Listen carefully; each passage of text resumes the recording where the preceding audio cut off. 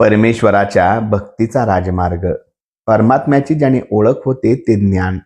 अन्य ज्ञान हे केवळ शब्दाचे अवडंबरच होय. परमात्मा नुसत्या ज्ञानाने ओळखता येणार नाही, भक्ती केल्यानेच तो ओळखता येईल. जसे गाय आली म्हणजे तिचा मागोमाग तिचे वासरू येते, त्याला निराळे बोलवावे लागत नाही, त्याप्रमाणे भक्ती केल्यावर ज्ञान आपोआपच मागे येते. आता भक्ती कशी करावी हे पाहिले पाहिजे. जो देवापासून विभक्त राहत नाही, जो भक्त नुसते देहाला कष्ट दिल्याने वैराग्य प्राप्त होत नाही, तर त्या स्थितीत आपल्याला देव ठेवील त्या स्थितीतच आनंदाने राहणे म्हणजे वैरागी होणे. सुखात ठेवले तर आसक्तीशिवाय राहिले पाहिजे, म्हणजे वैराग्य प्राप्त व्हायला प्रपंच सोडावा लागत नाही. साधू संत प्रपंच सोडून राहत नाहीत, किंबहुना ते आपल्यापेक्षाही प्रपंच उत्तम करतात, पण मनातून त्यांना यात आसक्ती नसते.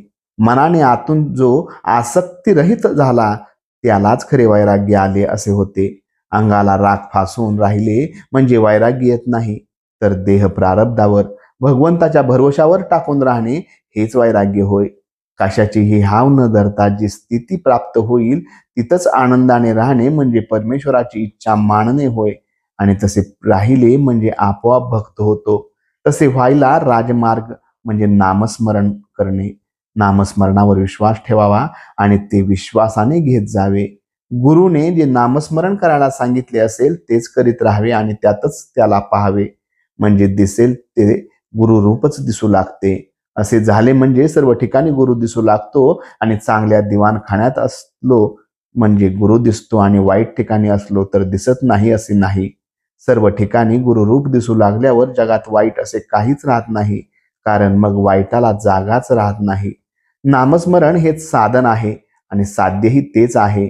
दुसऱ्या कुणीही काहीतरी सांगितले तरी त्यावर विश्वास ठेवू नये.